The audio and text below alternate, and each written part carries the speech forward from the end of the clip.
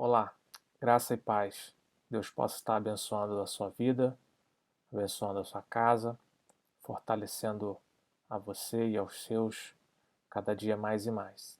Queria te convidar nessa hora a caminhar juntamente comigo naquilo que Deus tem colocado no meu coração, uma série de mensagens que venham fortalecer a fé daqueles que já professam crer no Senhor Jesus Cristo, daqueles que se identificam com o sacrifício de Jesus ali na cruz por cada um de nós, nesse tempo de tanto desafio para a nossa fé, nesse tempo em que muitos de nós talvez já estejamos cansados, meio que prostrados, assustados com tudo que temos visto e ouvido, alguns sofrendo, passando por um momento de muita dificuldade, momento de dor, causado talvez por esse período, por consequências da vida, mas de especial tomados por todo esse contexto em que nós estamos vivendo. Então, tempos assim são tempos em que nós precisamos de inspiração, né, de pessoas que possam nos inspirar,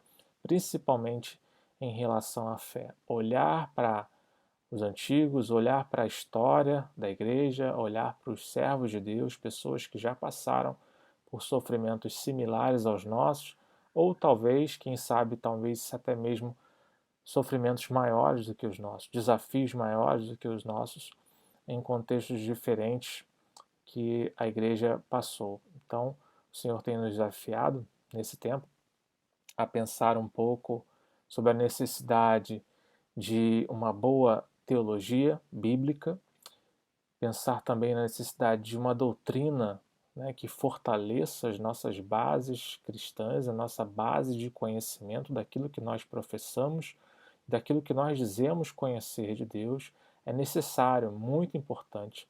Talvez muitos desprezem, né, e talvez esse seja um dos motivos pelos quais a igreja passa por um esfriamento, passa por um enfraquecimento, né, as bases têm sido deixadas de lado. Muitas pessoas, muitas igrejas, principalmente as igrejas mais novas, não dão valor, né, à questão da história da igreja, não dão valor a conceitos doutrinários, conceitos teológicos, e aí cada um inventa uma forma de adorar a Deus, né, vão para um caminho de liberdade, vão para um caminho de conhecimento de Deus no secreto, cada um quer conhecer a Deus da sua própria maneira.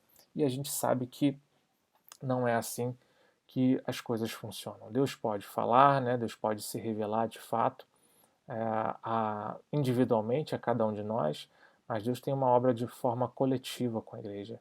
E para crescermos coletivamente, crescermos como igreja, precisamos sim ter bases sólidas, precisamos estar com a nossa estrutura muito bem formada, e é necessário que nesse tempo, mais do que nunca, nós estejamos apoiados numa boa teologia bíblica, estejamos apoiados em doutrinas bíblicas também de fé e de prática cristã. Então, nessa referência, eu queria trazer para você uma série de vídeos, de mensagens, e aí a gente vai postando aos poucos no YouTube. Você se inscreve no canal, né, dá o seu like aí, e aí você vai ter a oportunidade também de fazer seus comentários, de fazer algumas perguntas, dar algumas sugestões também, para que a gente vá caminhando nessa direção. Eu estou aqui com a teologia dos puritanos, a teologia puritana da editora Vida Nova, e ela diz que é uma doutrina para a vida, né? Assim como aqueles irmãos puritanos viviam ali, não sei qual o seu grau de conhecimento em relação à vida desses cristãos puritanos. Vou fazer uma leitura bem breve aqui da introdução dessa teologia. Ela diz assim: a palavra puritano, né, teve origem na década de 1560 de forma um tanto pejorativa, aplicada a pessoas que desejavam uma reforma mais abrangente e profunda na Igreja da Inglaterra, embora alguns historiadores sociais entendam que se deva abandonar o termo por causa das várias formas como foi empregada durante os séculos XVI e XVII, outros se identificam como reformados ou calvinistas e defendem que se continue a usar os termos puritano e puritanismo.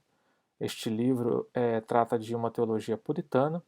Seus capítulos examinam várias áreas da teologia sistemática do puritanismo E já existem excelentes, né, nós sabemos que existem excelentes estudos sobre essa teologia puritana, mas alguns tratam apenas dos puritanos de uma forma geral, outros se concentram na obra de um determinado teólogo ou de um puritano em específico, mas até a presente data não há nenhuma obra específica que apresente uma visão mais panorâmica, tanto da questão histórica quanto da questão sistemática do pensamento puritano, sobre os principais doutrinas das Escrituras. Esperamos, então, né, o autor coloca aqui, né, que esse livro preencha essa lacuna, e aí eles vão iniciar dizendo com aquilo que eles vão cobrir, com aquilo que eles não cobrir e a razão para que eles vão fazer isso, né? Então, uma das tarefas mais difíceis para algum historiador da igreja é definir o que seria de fato o puritanismo.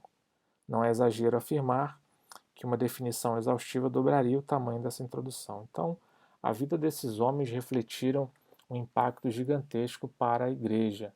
Alguns das obras que saíram, que surgiram desse movimento puritano, desse movimento reformado, são vidas de homens de Deus que impactaram o mundo através do seu testemunho, mas também através das suas mensagens. Um dos reflexos dessa teologia reformada, dessa teologia puritana, dessa vida prática puritana é Jonathan Edwards, né? Alguém que eu gosto muito de ler, gosto muito de usar como referência, esse grande teólogo, esse pastor congregacional americano do século XVI, que prega aquele sermão Pecadores nas mãos de um Deus irado, um sermão mais famoso do mundo, é originário desse movimento puritano. A gente vai falar um pouco sobre isso, e aí você pode depois fazer seus comentários, a gente vai tratar sobre vários assuntos, né? Eu pretendo, né, se Deus permitir assim, a ideia inicial é essa. A gente vai falar um pouco sobre teologia, vai falar um pouco sobre a questão doutrinária, e aí você pode colocar suas perguntas, deixar aí nos vídeos, nos comentários, e a gente volta com outros vídeos, talvez tratando especificamente dos pontos que você observar e quiser ter um pouco mais de informação nesse sentido. Dentre vários assuntos que essa teologia dos puritanos ah, nos auxilia, eu queria diretamente pensar naquilo que tem chamado a minha atenção, que é a questão da prática cristã, da vida prática. E aí, pensando sobre essa questão de testemunho, sobre a vida em si, de como pensar a nossa vida cristã, nossa participação, nosso período enquanto aqui nesse corpo presente, enquanto aqui nessa terra, como cristãos, um dos pontos dessa teologia que eu queria abordar com você, meu amigo, minha amiga, né, meu amigo e também meus irmãos da igreja cristã como um todo, é em relação à teologia na prática. O que seria viver essa teologia na prática? Né? Teologia em si é um pensamento acerca de Deus, de quem Deus é. Né? Então, teologias nós vamos ter várias. Né? Pessoas até que se dizem ou que dizem que não gostam de teologia estão fazendo teologia. Só de dizer isso, né?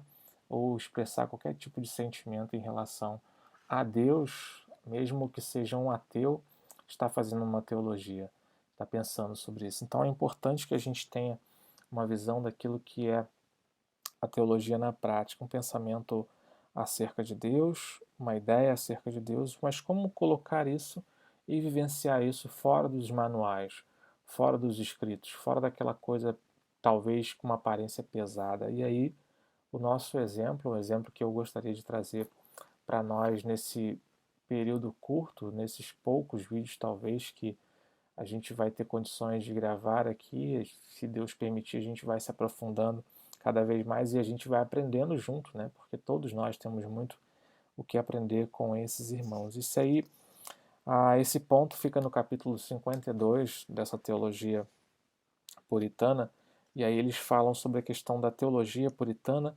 moldada por uma mente peregrina. O que seria isso? Não sei se você já teve a oportunidade de ver o filme O Peregrino, né, que é originário do segundo livro mais famoso e mais vendido no mundo. O primeiro é a Bíblia e o segundo é o livro O Peregrino, que vai narrar a história, né, a caminhada do cristão sobre essa terra, os desafios que ele vai enfrentar e como ele faz para conseguir chegar no final e obter a vitória da sua salvação, né, dada por Deus nessa caminhada tão longa, tão difícil, tão cheia de desafios. A J.L. Packer, que também é um cristão reformado, ele diz o seguinte aqui na introdução desse capítulo 52, falando sobre como moldar, né, uma mentalidade peregrina.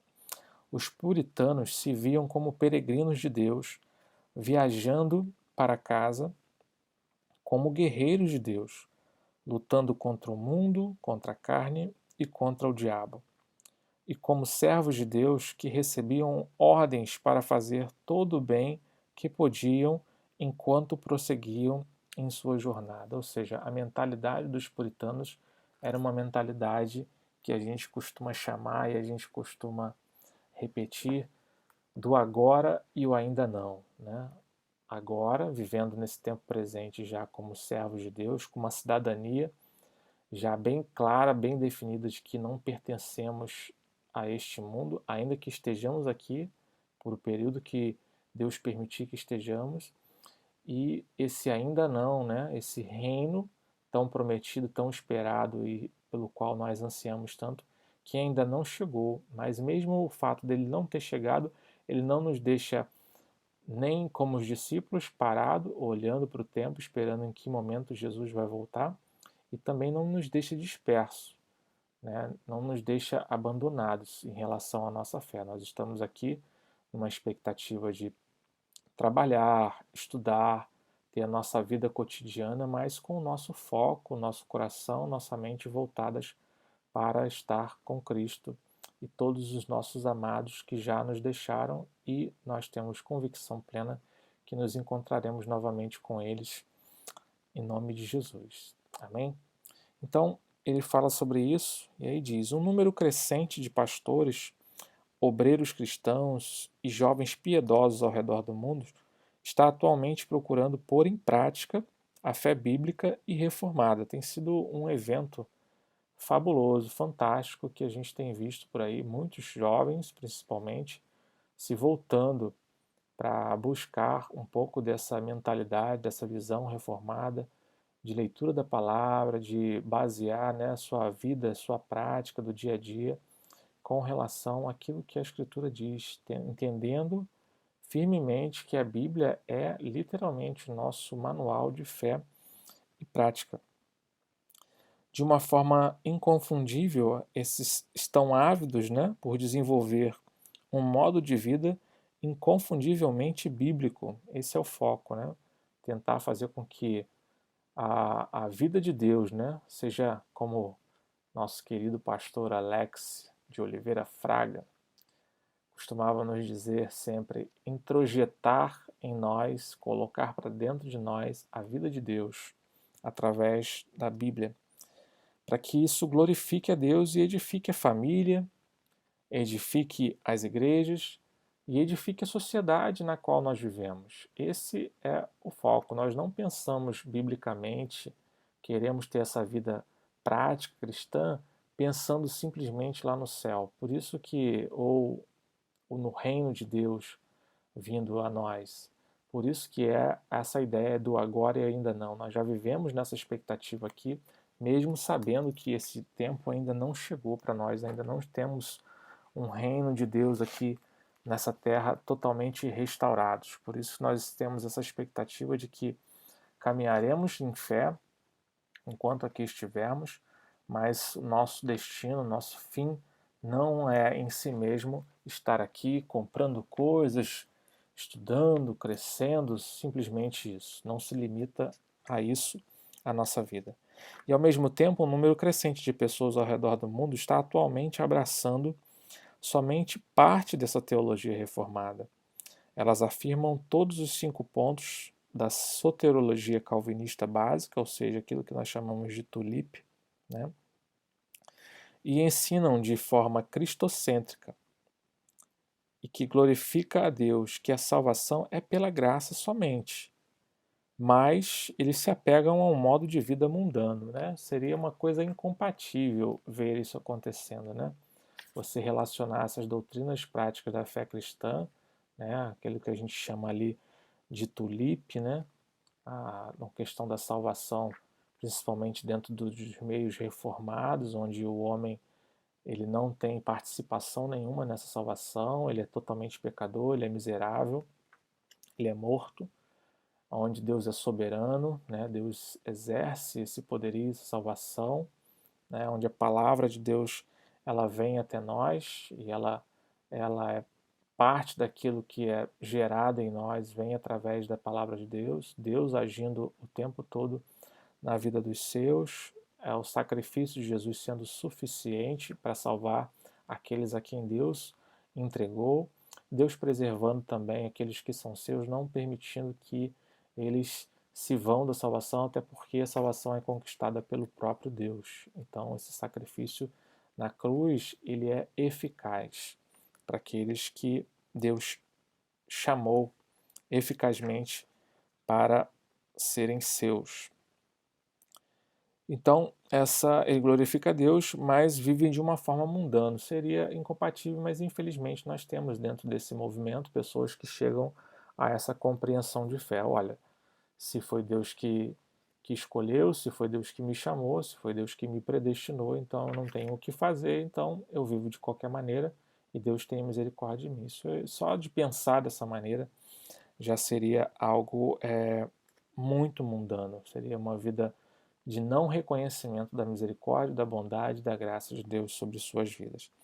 Esse viver mundano se manifesta de várias maneiras, desde a participação em formas contemporâneas de adoração na igreja, não ordenado nas Escrituras, até a busca pela satisfação em formas de divertimentos que chocam flagrantemente com a lei moral de Deus, a qual é o guia para a vida do cristão. Infelizmente, nós temos vivido um tempo assim na igreja, principalmente falando de contexto brasileiro, né? Cada um quer fazer as coisas do seu jeito, pouca unidade. Esse também é um ponto que chama a atenção, né? E tenho pensado muito sobre isso. Pouca gente pensando em unidade da igreja, em estar junto, cada um trabalhando, mesmo que seja dentro da sua comunidade local, mas de forma muito individualizada, pensando que estão fazendo o seu papel, estão fazendo o seu trabalho, o seu pensamento, tem a sua liderança ali, né? Muitas igrejas caminhando para uma visão episcopal, né? Onde tem um líder ali centrado que recebe diretamente uma visão de Deus, como se fosse um profeta do Antigo Testamento, dá a direção às suas ovelhas, eles os seguem e ali ele literalmente é a voz, ele é o pastor, né? Que tem a voz que direciona tudo. Então a escritura ela é deixada de lado nesse momento. E aí, por isso, nesse tempo é necessário a gente advertir que a salvação pela graça anda de mãos dadas com a vida piedosa. Né? Crer que Deus nos salva, né, deveria nos fazer pessoas mais humildes, mais reconhecedores, mais miseráveis e mais entregues nas mãos de Deus e fazer com que automaticamente buscássemos por essa santidade na prática, ser separado desse mundo, né, viver no mundo, mas não praticar as mesmas coisas que o mundo pratica, mas sem cair na armadilha de sermos legalistas, não podermos participar de nada, não podermos vivenciar, né, nos isolarmos e aí cair por um extremo que outros acabam caindo, né, de querer se separar de todo mundo, né, tentar ter um linguajar diferente, não participar da sociedade de alguma maneira, né, não trabalhar nos meios comuns, e aí você vai ter que se isolar num monte, né, vai ter que ser um ermitão para poder totalmente se isolar disso, não tem como. Então a gente precisa aprender nisso, vivenciar essa vida de Deus nesse mundo enquanto aqui estivermos, sendo referenciais, sendo canais que levarão os homens a reconhecerem que algo diferente foi feito na minha vida e na sua.